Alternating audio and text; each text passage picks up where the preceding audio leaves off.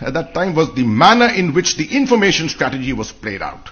The ISPR much more than the ISI.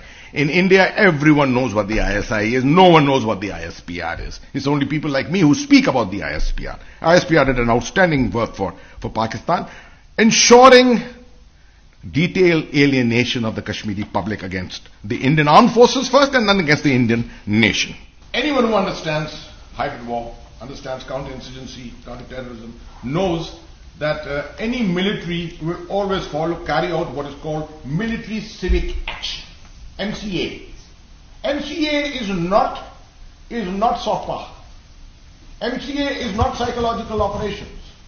And that's why in 30 years India has made many mistakes as far as its strategy is concerned. One of the major mistakes has been to think that military civic action is psychological operations. It is information operations. It is not.